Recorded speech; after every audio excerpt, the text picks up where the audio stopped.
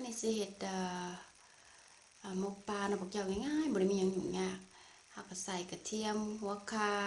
หัวหอมหัวชิงไข่แล้วก็หมักเผ็ดใส่ตามหมักแล้วเฮาหมักเผ็ดเนาะแล้วก็ตำพอแตกเนาะตำพอละเอียดนี่บางคนหมักละเอียดก็ตำให้ละเอียดอีกเด้อพวกเจ้าเด้อแต่ว่าข้อยนี่หมักส่ำนี้ แล้วก็ใส่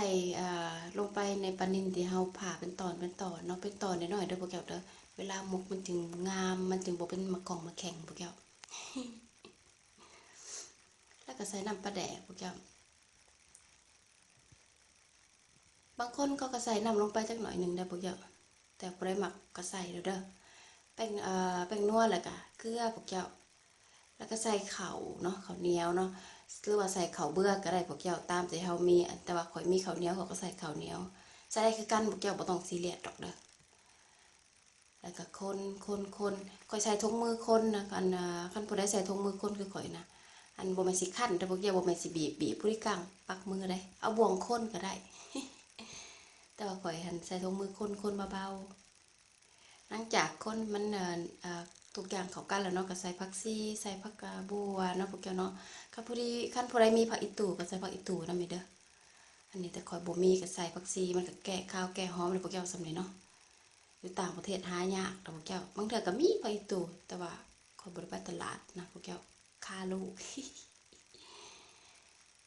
แล้วล่ะก็เอาไปตองสอง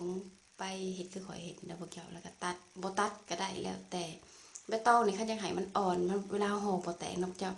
อันน่ะเอาลนไฟจักหน่อยหนึงบ่แม่นว่าสิลนจนมันแบบว่าอันน่ะได้ลนเพราะว่าให้มันอันน่ะอ่อนลงอะนะเฮารู้สึกว่าห่อได้แล้วก็อันน่ะเอามาห่อโลดอันน่ะคือผู้ใดถ้ามักแบบน้ำๆเนี่ยนะพวกเจ้าหมกปลานะพวกเจ้าก็ใส่น้ำลงไปจักน้อยหนึ่งบวงหนึ่งบวงสำจองสำบวงใหญ่ที่ข่อยให้เบิ่งนั่นแหละแล้วเราก็ห่อพวกเจ้า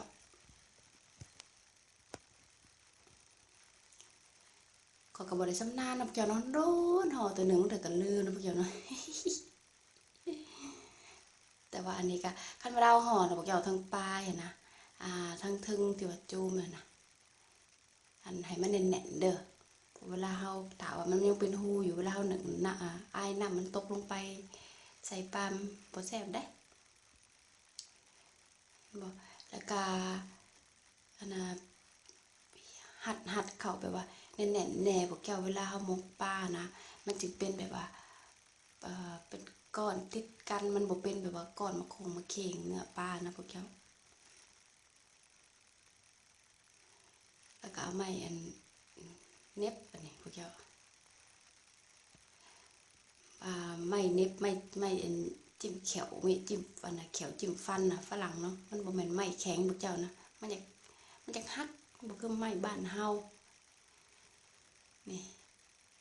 เขาได้แล้วห่อหนึ่งแล้วก็ห่อไปเรื่อยๆพวกเจ้าอันน่ะข่อยห่อนี่ข่อยเฮ็ดห่อน้อยก็ได้ประมาณ6ห่อพวกเจ้าเอ้ยข่อยบ่ได้เฮ็ดห่อใหญ่เนาะข่อยเฮ็ดห่อน้อย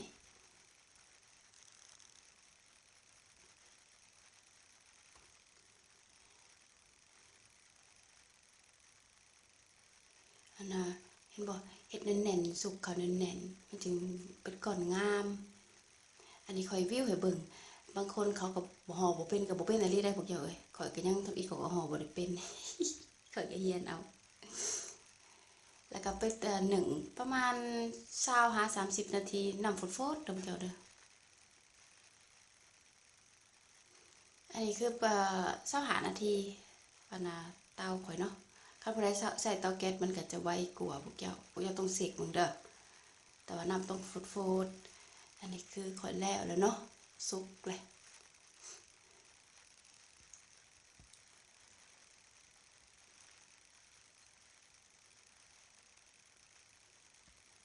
แล้วก็สิแกะให้เบิ่งคือเขาว่าแหละถ้าผู้ใดมักแบบว่าอันน่ะมีน้ำหลายๆก็พวกเจ้าก็เวลาเอาใส่นะเวลาคนเฮาปรุงหยังน่ะก็ใส่น้ำลงไปอันแต่ว่านี่ขอบ่ใส่น้ำเวลาเฮานึ่งมันก็น้ำปลาน้ำผักออกมันก็ถือว่าโอเคแล้วพวกเจ้าแล้วแต่คนมักเนาะลองเฮ็ดเด้อบ๊ายบาย